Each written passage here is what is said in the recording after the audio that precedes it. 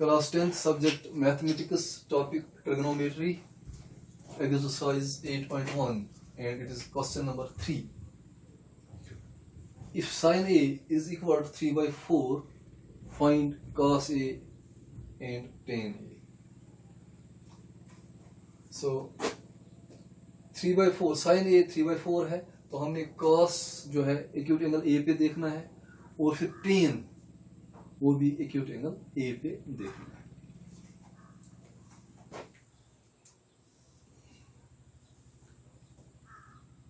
Suppose ABC is a right angle triangle and it is right angle at B. और ये जो ratios हमने देखने हैं वो हमने एक्यूट एंगल A पे देखने हैं. इस वक्त C पे नहीं देखना है कोई. यहाँ भी A है, यहाँ भी A है. जैसे पहले वाले क्वेश्चन में यहाँ इस एक्यूट पे भी देखना था और दूसरे एक्यूट पे भी देखना था. फिर उसमें कुछ सब्ट्रैक्ट वगैरह भी करना था. अब सॉल्यूशन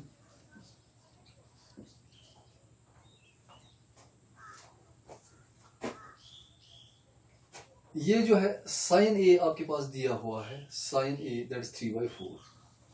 तो याद रखने के लिए जो मैंने बताया था, जैसे sine A some people have curly black hair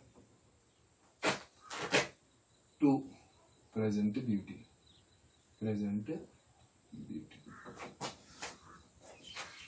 ये आपको याद रहा होगा आप, क्योंकि काफी सारी क्वेश्चंस में हमने जो है ये बातें दोहराई हैं. सम साइन जो है ये perpendicular divide by hypotenuse, cos curly base by hypotenuse, tan जो है T perpendicular divided by base. Sine आपका दिया हुआ है 3/4. सम पीपल है that is perpendicular divided by hypotenuse. तो इसका मतलब वी हैव, देखो solution, we have sin A is equal to 3/4. इसी का मतलब हुआ ये जो है therefore ये जो सम पीपल है परपेंडिकुलर डिवाइडेड बाय हाइपोटेन्यूज. ऊपर जो है परपेंडिकुलर ये हम लिख सकते हैं that is perpendicular divided by hypotenuse. तो परपेंडिकुलर क्या आ रहा है, एक्यूट एंगल इसको ले रहे हैं, तो परपेंडिकुलर ये हो गया दैट इज इसकी वैल्यू 3 है, 3 सेंटीमीटर और 100 मीटर. तो ये जो है हाइपोटेन्यूज कितना है दैट इज 4. अब ये दो साइड्स मालूम है तो तीसरा साइड भी हमने निकालना इसलिए क्योंकि जब हम कॉस निकालेंगे तो इस साइड की भी जरूरत पड़ेगी, और टेन का जो मामला है उसमें भी ये साइड निकालना पड़ेगा. So now by Pythagoras theorem,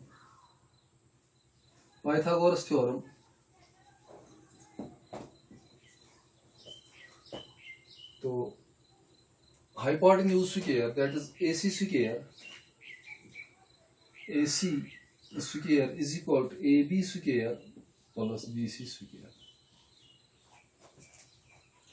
AC तो पता है that is 4 square, implies 4 square is equal to AB square, इसका पता नहीं है, AB square plus it's unknown, तो BC जो है 3 square. That 16 is equal to AB square, ये पता नहीं, AB स्क्वायर प्लस 9. तो इंप्लाइज AB स्क्वायर आ जाएगा, AB square is equal 16 minus 9, 16 minus 9 implies AB square is equal 16 में से 9 घटा दो तो 7, implies AB square AB is equal plus minus √7.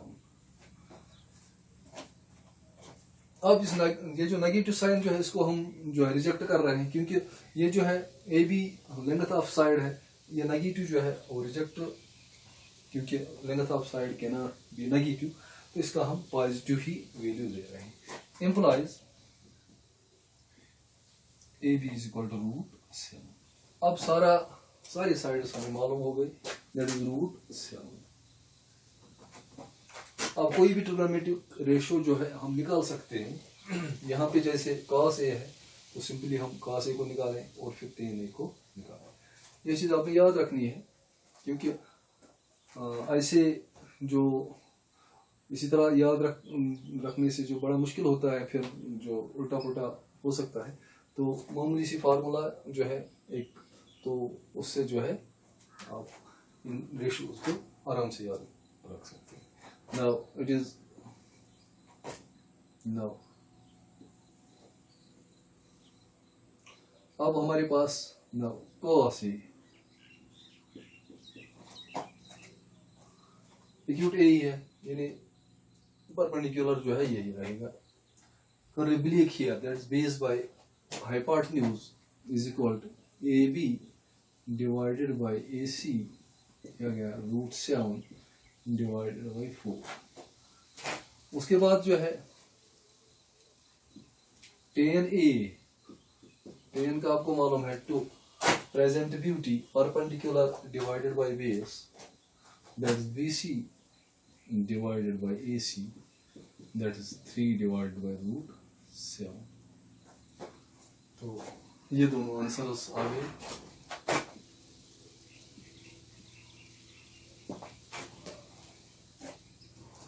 बाकी जो है रिलेशनशिप्स जो है आप खुद देख सकते हैं, मैं उनका जो है आपको जो है उसमें आइडिया नहीं दे रहा हूँ अभी, ये आप खुद गौर खोज करके जो है देख लेंगे।